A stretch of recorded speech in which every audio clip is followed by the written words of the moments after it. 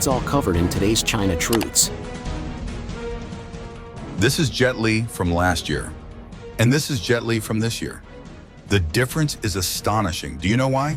Some say he almost revealed the truth behind his transformation. I just want to ask, which hospital treated you so well, Jet Li? Can you recommend it to us? 73-year-old Sammo Hung lost his wheelchair. 66-year-old Ni Ping climbed a mountain. 62-year-old Jet Li, once frail and silent, is now full of energy and leads in front of the camera again. It feels like they've all discovered the secret to turning back time.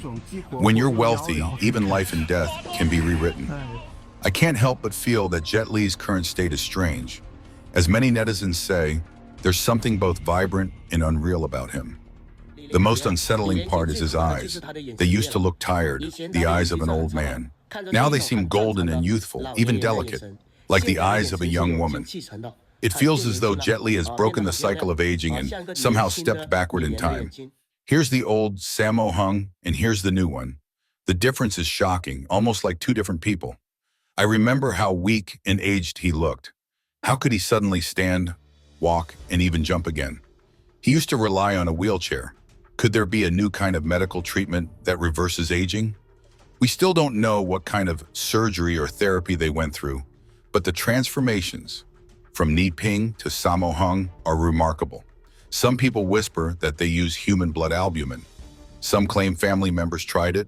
Others say it's being promoted quietly online. One user even shared that his mother had used it too. Today, let's talk about Ni Ping. These are her old photos.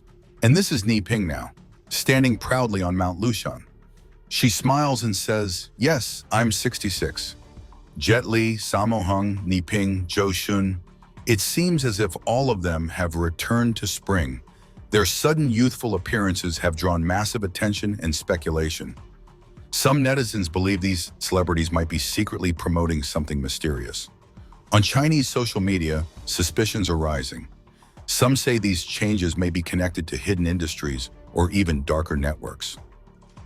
A TikTok user from Sichuan warned, "People must be careful.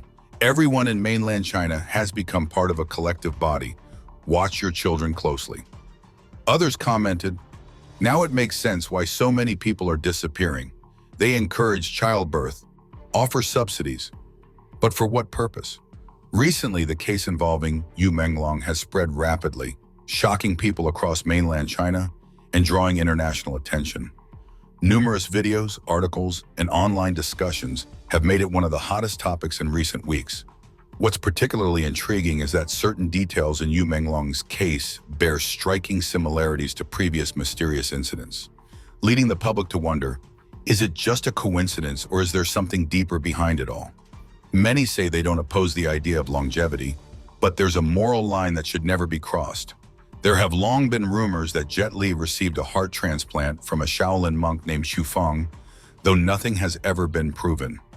Then there's 50-year-old Zhou Shun. Last year, people criticized her for looking aged, but within just half a year, she has transformed from an ordinary middle-aged woman into someone glowing with youth.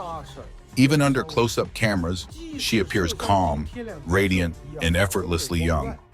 So many celebrities are changing before our eyes. Many netizens ask, why did Ni Ping and Sammo Hung suddenly become so young? They were weak and sick not long ago. How could they suddenly regain their energy? These questions sound simple, yet they reveal something deeper. A truth we may never fully know. After all, the rich are rich. With enough money, even miracles can look completely legitimate. Now, the entire internet is flooded with videos about Jet Li. Once he said he was old and tired, but now just look at him. He's full of energy, smiling, playful, almost like a kid again. Many people notice that Sammo Hung, who once relied on a wheelchair, is now walking freely. And Ni Ping at 66 is climbing mountains and talking about life with a calm glow that no one expected. But behind these sudden transformations, people are asking the same question. Where did the blood for transfusion come from? According to online discussions, it's not an ordinary blood change.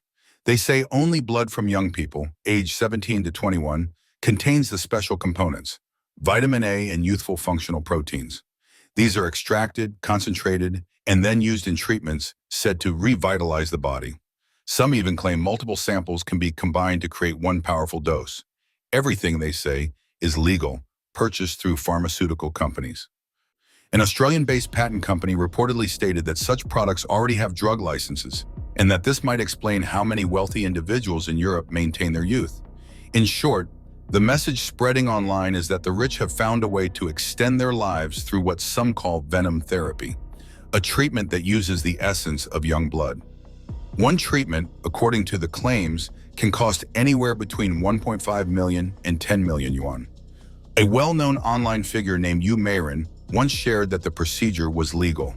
She even said she purchased blood from a licensed pharmaceutical factory specializing in blood-based medicine. But her statement raised even more questions than it answered. Where exactly does this blood come from? Is it truly donated or sourced from unknown suppliers? Reports mentioned that the treatment requires blood from young men aged 17 to 21, but 8 is still underage. When Yu Meiren's post went viral, she responded calmly, saying it was legal, taxable, and produced by a listed company. Even if all of that is true, many people still wonder, could the process itself be harmful? And with such enormous profit margins, will it encourage darker practices beneath the surface?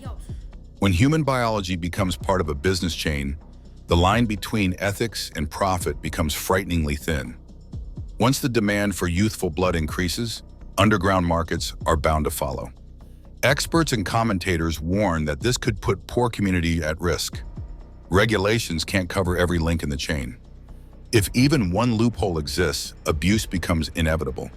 What ordinary people fear isn't technology, it's inequality. It's the feeling that when power and money meet, fairness disappears. People don't ask for miracles. They only hope the pursuit of immortality doesn't come at the cost of others' lives. No matter how Jet Li regained his youthful glow, it's clear that the rich walk paths most people can't even see. Some believe he's promoting a new kind of medical technology, using his own transformation as proof.